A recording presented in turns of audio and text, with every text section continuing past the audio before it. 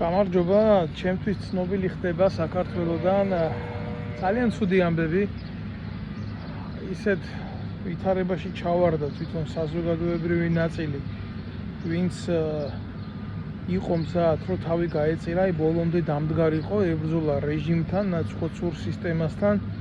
ისინიც კი იძულებული გახდნენ დაეტოვათ ქვეყანა. მე არ მინდა ახლა დღეს არავის სახელები და გვარები დავასახელო, მაგრამ ისეთმა სერიოზულმა ადამიანებმა დატოვეს ქვეყანა საქართველო, ჩემი სამშობლო და მოითხოვეს პოლიტიკური თავშესაფარი, რომ მე მართლა არა მაქვს იმედი, ვინ დარჩება და ვინ გაუწევს რეზისტენციას ამ სიდამპლეს, რაც მაქვს არის რა, ნაცხოვარ სისტემას. მე ასეც აღარ ვიცნობ უკვე, რომ საქართველოში ვინმე დარჩენილი იყოს ისეთი შეგნებული ნაწილი, რომელმაც იცის რისთვის იბრძვის, როგორ უნდა ებრძოლოს, რა მეთოდებით უნდა ებრძოლოს და რომელიც არავის გავლენის ქვეშ არ იქნება რა. არა ვარ რა ერთი დღის და ორი დღის ადამიანი, რომელიც არ იცნობს საქართველოს პოლიტიკურ ცხოვრებას და ვინ არის და როგორ არის.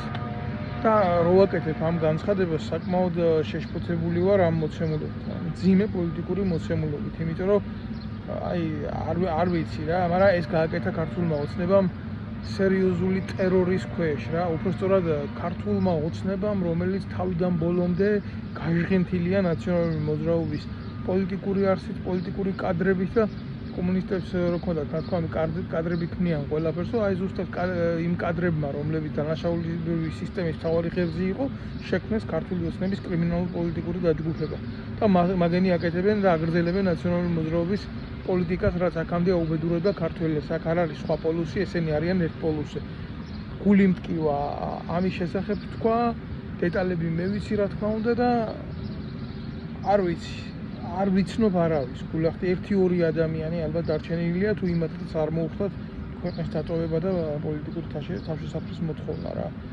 წუხვა რო ასე ხდება, საბოლოო ჯამში გასაკეთებელი იქნება დიდი ემიგრაციული გაერთიანება იმ შეგნებული ადამიანების, ვისაც ქვეყანაში არ მოგცეს გაჩერების საშუალება და ორგანიზირებული პოლიტიკური დემარშების გაკეთება ჩვენი ქვეყნის და ჩვენი სამშობლოს ინტერესების გავლით. ამ გამოსავალს უყურებ.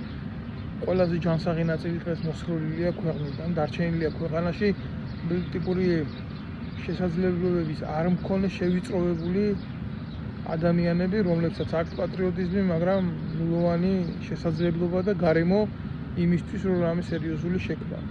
ქაოსი, ანარქია იბუდებს ქვეყანაში, პრიორიტეტი ეძლევა ძალადობას ხელისუფლებიდან, რომ შემდეგ ამაზე გააკეთონ კონტრზალადობა.